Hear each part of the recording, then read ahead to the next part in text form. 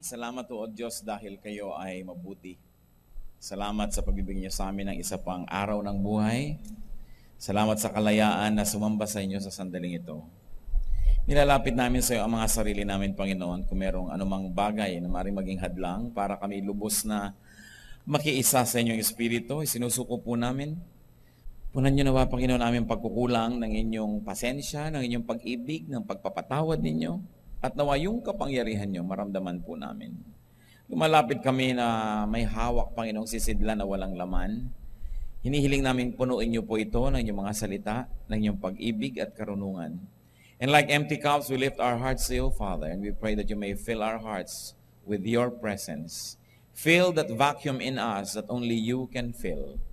And we pray that your wisdom may prevail, lead us unto greater knowledge of you, which in turn will lead us unto good works that glorify your name and worship you in spirit and in truth. Protect us from the evil one. Protect us from lies and deceptions. Protect our loved ones who are not with us right now, O God. And may this time be a fruitful one with you. Be the speaker. Lead us, teach us, and may we honor your name. Father, we praise you. We thank you, we honor you. In the name of Jesus our Lord. Dahil po mahal natin ang Panginoon, ay marapat lang na dibdibin natin ang ating tungkulin na lumago sa espiritual na paraan.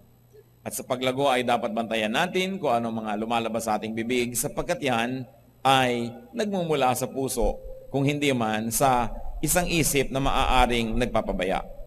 Matthew 12:34, For out of the overflow of the heart, the mouth speaks. So kung ano ang nag-uumapaw sa puso, yun lamang ang lumalabas sa bibig. What people say, their words, their vocabulary, their favorite expressions, and even topics reveal the state of their heart, of their mind, even of their spirit. Bagamat napaka-invisible ng espiritu ng tao para makita, subalit may paraan na masukat, malaman kung ano ito, at ang kalagayan nito sa pamamagitan ng mga salita na lumalabas sa bibig ng isang tao. At ang Biblia na nga ang may sabi, Matthew 12:34, kung ano ang laman ng puso, yun ang lumalabas sa bibig. Sa atin pong pagsasalita, lumalabas yung ating theology. Rightly or wrongly, may theology ang mga sinasabi natin. Lumalabas yung ating mga biases, sometimes bigotry, our very strongly opinionated stand on anything. And through our words, we expose our orientation and even motives. At sa mga ngilan-ngilan na mga panahon na wala namang malisya ang mga sinasabi, kung ito'y mali, kadalasan nagmumula naman sa ignorance. So malice or ignorance can be the source of wrong or evil words. And in both cases, they are dangerous. Napakarami pong mga Kristiyano na bago sa pananalig o kaya'y matagal man pero hindi ganap na nagkaroon ng panahon o pagkakataon mag-aral, maraming mga di pa naunawa ang lubos. At kung ang mga bawat Kristiyano sana ay mayroong isang munting guidebook na pwede niyang basahin para makaiwas siya sa mga hindi na sana niya mararanasan pa ng mga kabiguan, disappointment, disillusionment, ay napakagandang magkaroon nito. At ito po ay isa sa mga layunin ng pag-aaral natin na kung tayo bago-bago sa pananalig, ay mapaunahan na tayo na sa church man, sa fellowship man, in the company of so-called believers, ay maaaring magkaroon ng mga snares, traps, and difficulties. At kung tayo ay dati na't matagal na sa Panginoon, maganda ring paalala na baka tayo ang nagtataguyod pa ng ganitong mga ikinakatisod o kaya pinanlulumo, ipinaghihirap at ipinanghihina ng loob ng mga mananalig. So sa atin pong survival guide for God's people, suriin natin ang ating sarili, tingnan natin kung meron tayong dapat baguhin sa ating sarili, kung meron tayong dapat pag-ingatan sa iba, o kung sa iba man nanggagaling ito ay kung meron tayong dapat ipatawad at unawain man lamang. Beware of this big, colored, and loaded words. Meron tayong koleksyon ng ilan sa mga big, colored, and loaded words that new Christians should be careful about and old Christians should watch out for. First is the word unbeliever. Ano ba yung word na unbeliever? Nadidinig natin lagi sa mga born-again Christian. Kuminsan nga po, kuminsan gusto kong matunaw sa aking kinakatayuan pagka meron akong nakakapanayam ng mga dumadaan. Tapos sasabihin nung attendee sa church, Pastor, ito pong auntie ko, unbeliever. Pero dinig na dinig nung auntie niya na tinatawag siyang unbeliever. At napakarami na po mga tao nagreklamo, bakit ang gayabang niyo mga born again kayo? Tinatawag niyo kami unbeliever. Ano palagay niyo? Kayo lang naniniwala sa Diyos? So be careful with that word. Kadalasan kasi ang ibig sabihin natin sa unbeliever, not of our local exclusive sect or community. Maybe not born again the way we want born again to be, and sometimes not Protestant. Brothers and sisters, beware of this word because the word unbeliever is so judgmental. Kumari nating ilaglag sa ating vocabulary yan at marami namang ibang mas katanggap-tanggap na mga panalita. The word unbeliever is so condescending and it is so self-promoting because unbeliever siya, believer ako. It can be derogatory and very specifically it is divisive because it divides people among believers and unbelievers. While it is true that there is such a spiritual division, it is not always pleasant, it is never pleasant that we label people as unbelievers. Especially when we apply the word to people who also believe in the God of Genesis. Minsan sabihin natin, unbeliever to unbeliever, naniniwala din naman siya, the same God of Genesis, the God who created us, Elohim. God, El Elyon, tinatawag ng mga pangalan niya sa Biblia. The God of the Bible. How can you call somebody who believes in the God of the Bible an unbeliever? But they only happen to belong to another definite or exclusive congregation. Sabi sa Matthew 7:1, do not judge. Napakarami po ng mga wala pa sa Panginoon ang nauudlot o kaya ay nadadala at lumalayo dahil sa mga nadidinig nilang mga ganitong mga pananalita. Another word that we should be careful about and careful in dispensing is the word saved or unsaved. Ang dalas niyan. Pag may namatay habang nakatingin sa ataol yung Kristiyano, tatanungin niyo kung mag-anak, saved na ba? Tingnan niyo nga ang katabi niyo mga kapatid. Sige na, kung may kasama kayo, titigan niyo sandali lang, tingnan niyo mabuti. Saved na ba yan? Malalaman niyo ba? Di ba? Pwede bang malaman kung isang tao saved? So sasabihin natin, ito saved na.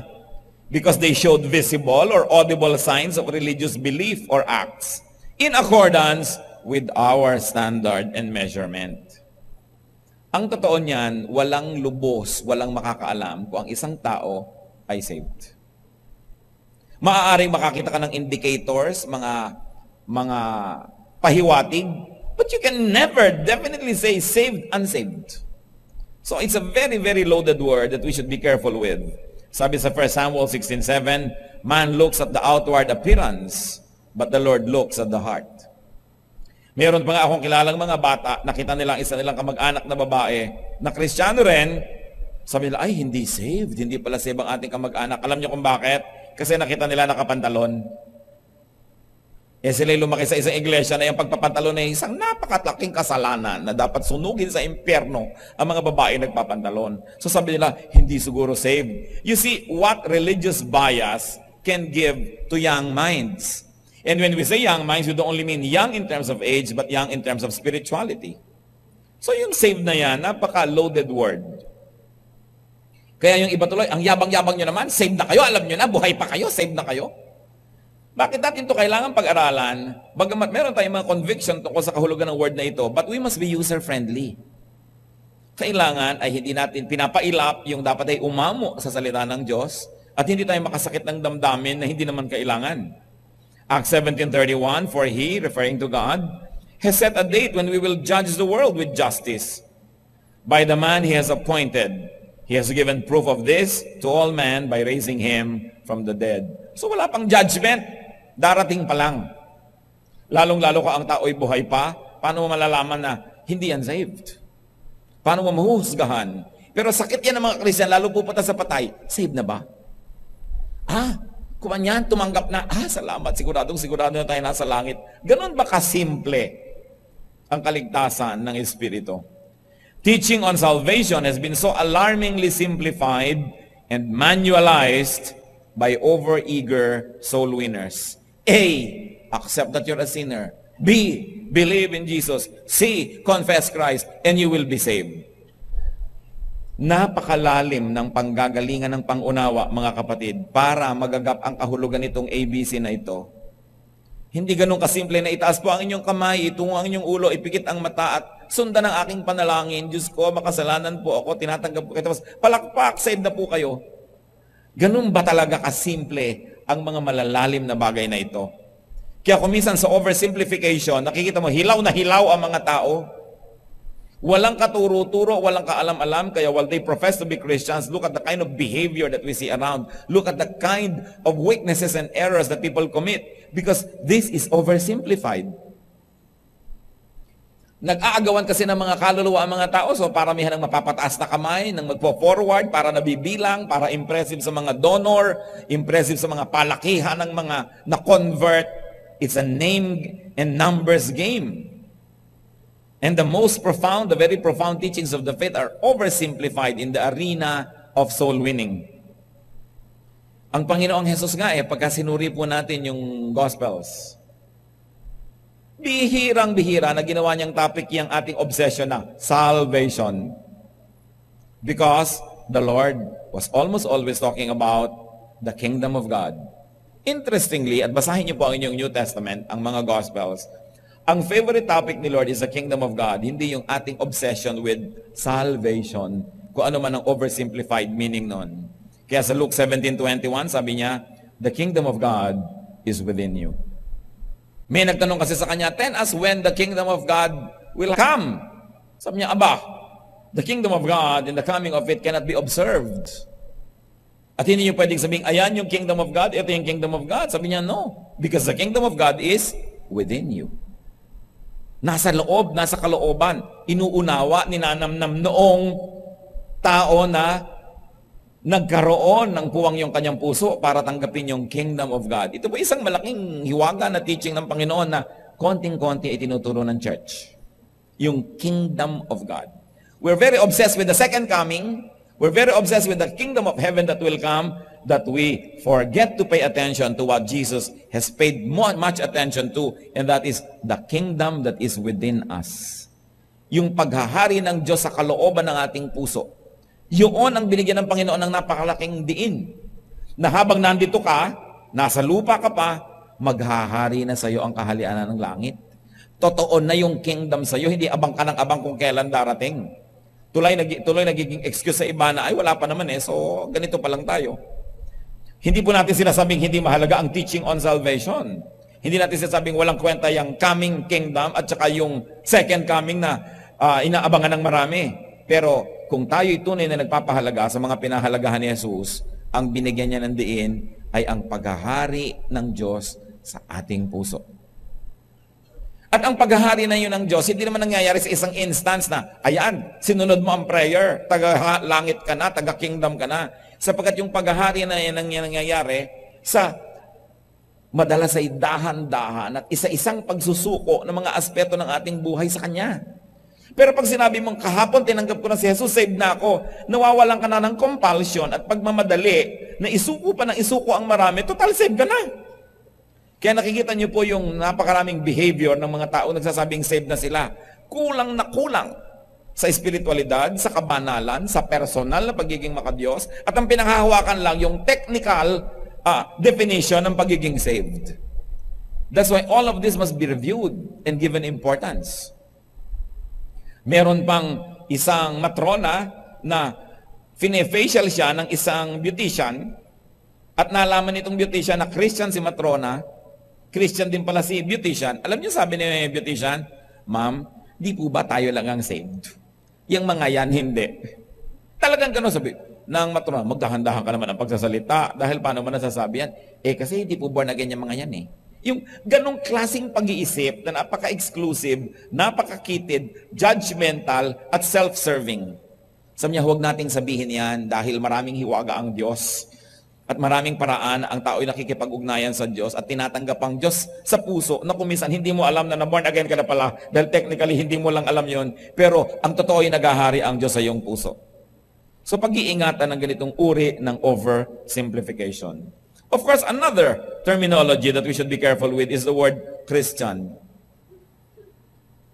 Sabihin, Christian yan. Christian na ba to? Hindi yan Christian. Offended na offended yung iba who don't happen to be born again, renewed, baptized. No? Dahil hindi sila tinatawag na Christian nung iba na, hindi yan Christian. Ano akala nito mga born again na to, sila lang nakakakilala kay Kristo? Ine-exclusive nila kasi yung, ang Christian ay, yung nag-ABC. Yung pinag-uusapan nating formula. Samantalang napakaraming mga tao na nananalig talaga kay Kristo, wala nga lang sa ating sekta o kongregasyon, paano mo babakuran si Kristo at sasabihin mong nandito lang o nandoon lamang? Samantalang ang Espiritu ni Jesus ay tumatahan sa lahat ng pusong tumatawag sa Kanya. Kaya, ang ibig sabihin kasi ng iba, hindi Christian, hindi evangelical, hindi Protestant, hindi full gospel, etc. All of this labeling. Kaya ang tanong lang natin, si Jesus ba ay evangelical? Si Jesus ba'y Protestant? Si Jesus ba'y Catholic?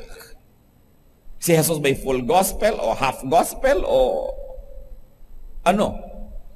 Lampas siya dyan kasi lahat ng mga label na ito na imbento lang ng tao later. Natapos na ang kanyang ministry sa earth, nakaresurrect na siya, nakabalik na sa langit, bago pa na-imbento ang mga terminologies na ito. So, hindi natin dapat i-claim na siya ay ganon kasi wala pa ang ganong labels. Lalo naman ang ating Diyos Ama, na lumikha ng lahat sa Genesis, huwag niyo sabihin na Katoliko ang Diyos Ama o Protestante. No?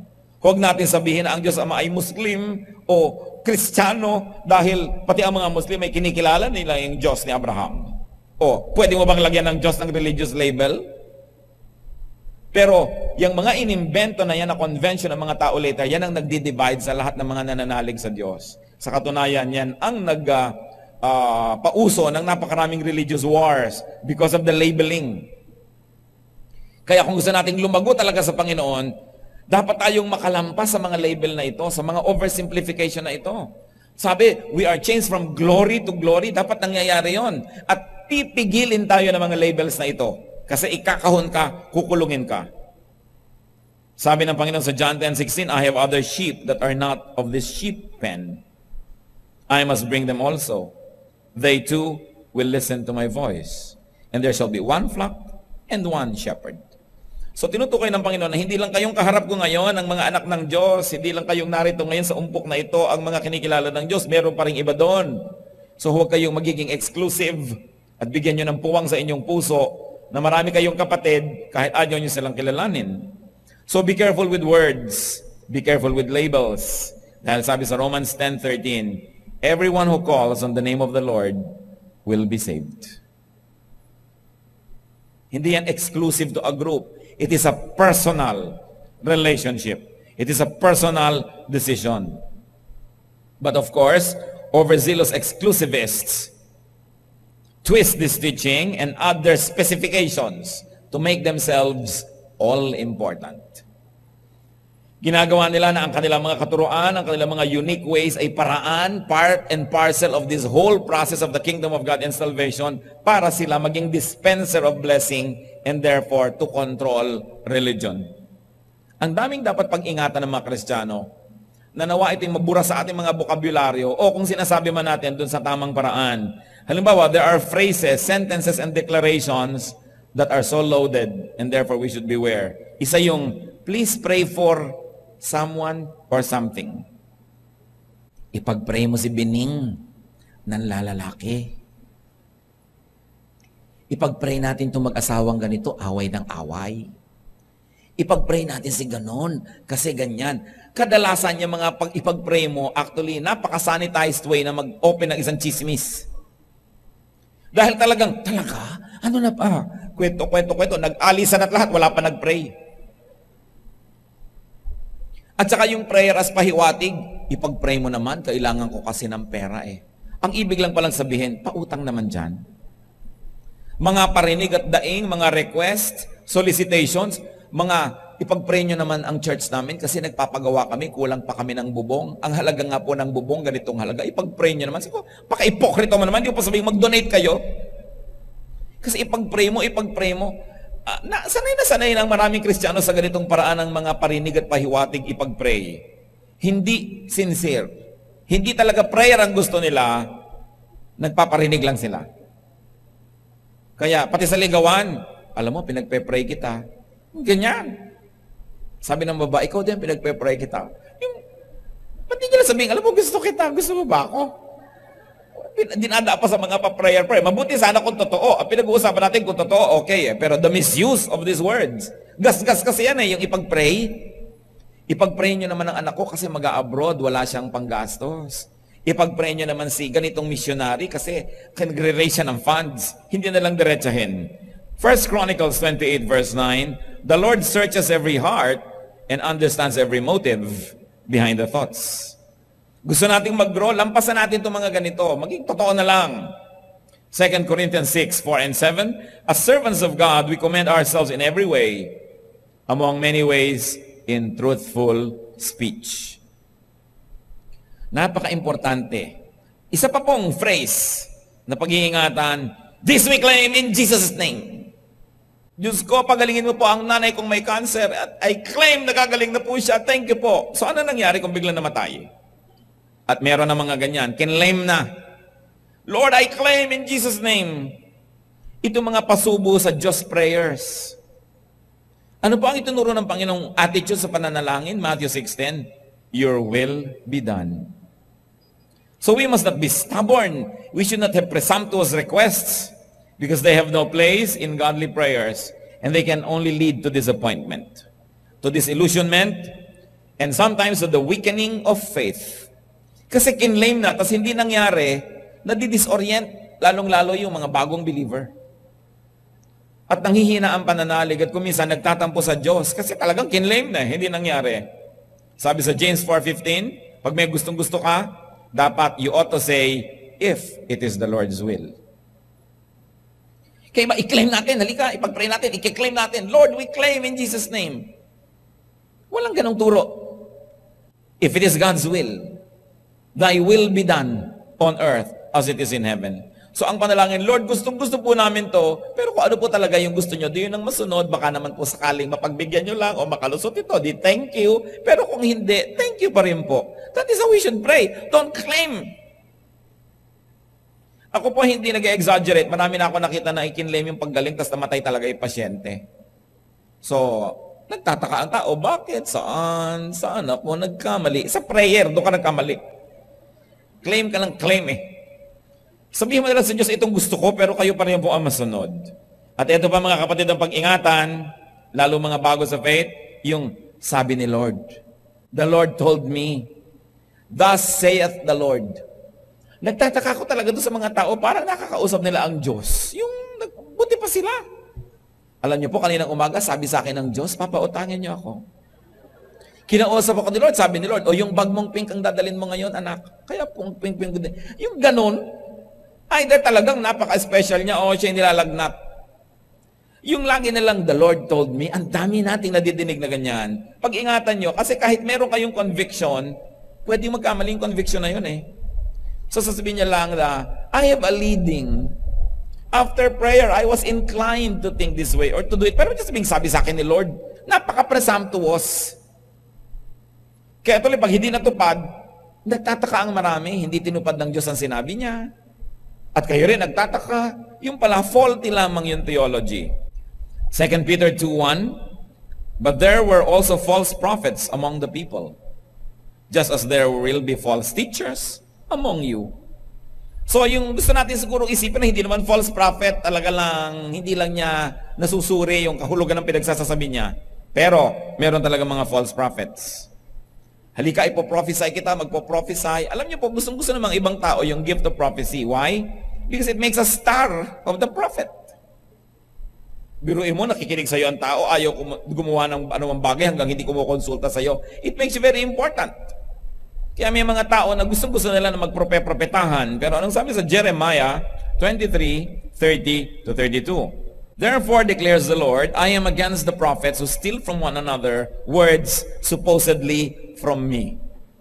Yes, declares the Lord, I am against the prophets who wag their own tongues and yet declare, the Lord declares.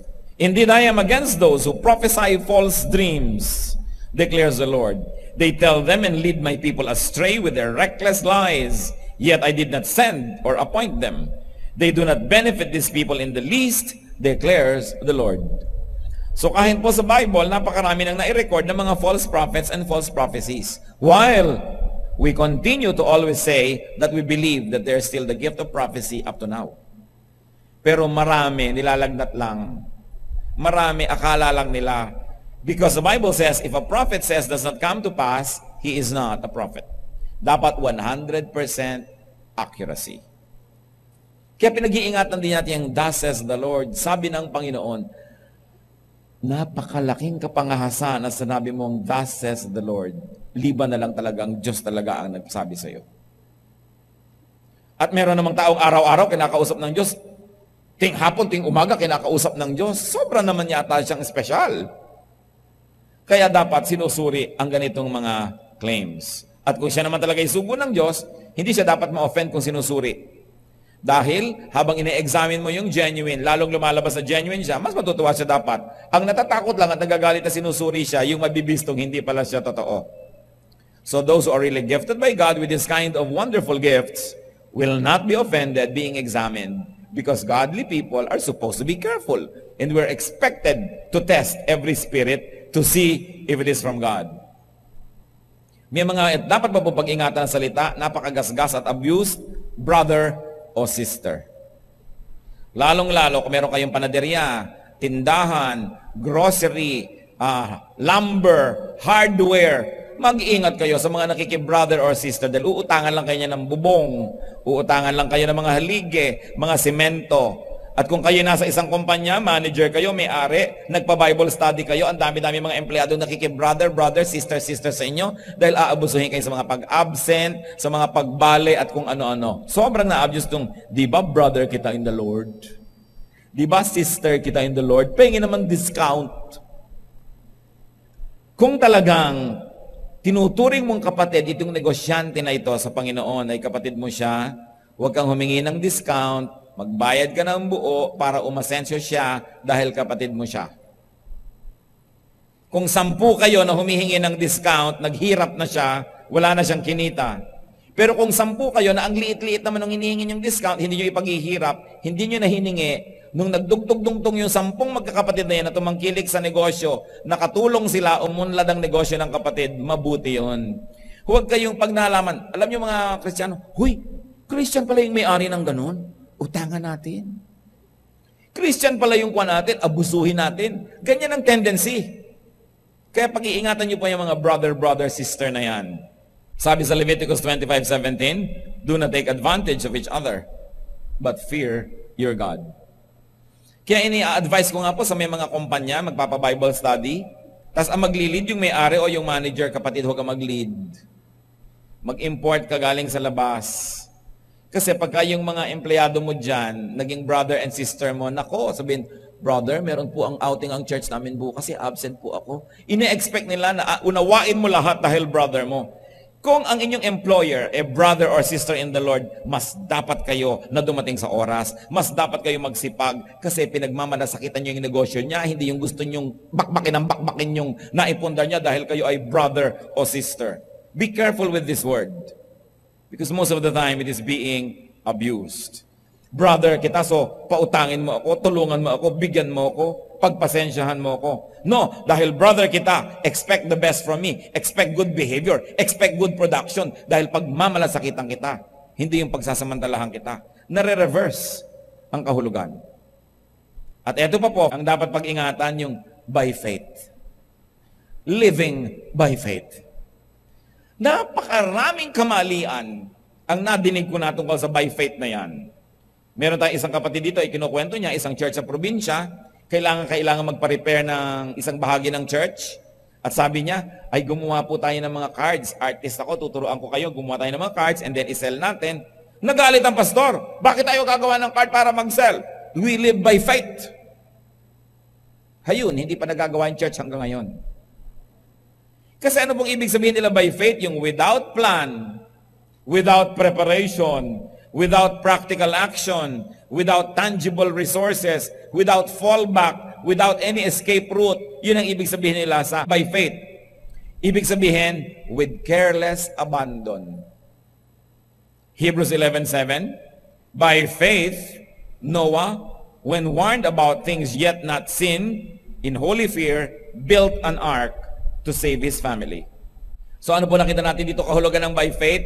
Kumikilos, nagtatrabaho, gumagawa ng practical, ginagamit ang utak na ibinigay sa atin ng Diyos para lutasin yung kaya naman natin sa ating level. Yun ang by faith. Pero yung iba, magmi-mission po ako. Talaga? Paano ang pamilya mo? By faith. Kaya hayan na yung mga anak, mga butot balat na sa kapayatan kasi yung tatay ay nag-by faith. Ang dami ko pong nakilalang pastor na umiiyak dahil ang mga anak naging mga magnanakaw kasi nagutom, walang makain kasi by faith. Walang plano, walang fallback, nothing, kasi by faith, tas sisisihin ng Diyos. Kasi hindi naman yun itinuturo sa Bible na ibig sabihin ng by faith, yung kalimutan mong may utak ka. Huwag kang gumawa ng dapat gawin. Ang dami po, kung iisa-isahin pa lang natin yung mga vocabulary ng maraming mga Kristiyano, makikita natin ang daming bara para lubos na dumaloy talaga yung wisdom of God and therefore the blessing of God. Noon, sinasabi natin because the church is young, but the church in the Philippines, at least the evangelical church, is at least already 100 years old. And if you're going to count the Christian tradition in the Philippines, including the Catholic tradition, 500 years old na. Hindi na young. Dapat na mag-evolve. But very, very especially among the evangelical, Bible-based Christians, these ideas are very prevalent. Lagi mong nadidinig. At pipintasan ka pa ng iba pag nagpaplano ka, pag gumagawa ka ng mga paraan, sasabihin nila, wala kang faith. Pero wala naman silang ginawa kundi magparinig, ipag-pray mo naman kasi nagpapagawa kami ng buong. Akala ko ba by faith? Bakit kailangan mo magparinig ng ganyang kutakot-takot? So kung mga bagay na ito mga kapatid ay ating una, tingnan, baka guilty tayo. Siyasatin natin, suriin natin. Pangalawa, baka may mga tao na ginagawa nila sa atin yan. Yung mga terminologies na to, minamanipulate lang pala tayo, tapos brother or sister sila. Be careful. Sabi ni Lord, I'm going to send you a sheep among wolves. Not everybody wearing a sheepskin is sheep. Sometimes, these are wolves wearing sheep's clothing. At kadalasan naman, pure ignorance lang. It's the best kung ignorance, at least walang malis. But you know that ignorance is not good either. So dapat tayo mag-aral. Siyasatin ang ganito mga bagay. Do not oversimplify the faith. Ito kasing tradition natin ng mga Bible-based denominations, ito oversimplify. Nakamanual lahat. Parang ganun lang mahuhuli yung mga malalawak na diwa tungkol sa Diyos at nailalagay sa papel at step 1, step 2, step 3. Ganun lang kasimple. But spiritual things are profound. Kailangan ang ating pagbubulay-bulay, ang ating pag-iisip-isip. Ano ba ang nagiging usual result nitong sinasabing living by faith? Poverty. Want. Substandard products or produce. Needless difficulty. Disappointment. Disillusionment. And many people turn away from God and from the faith later on.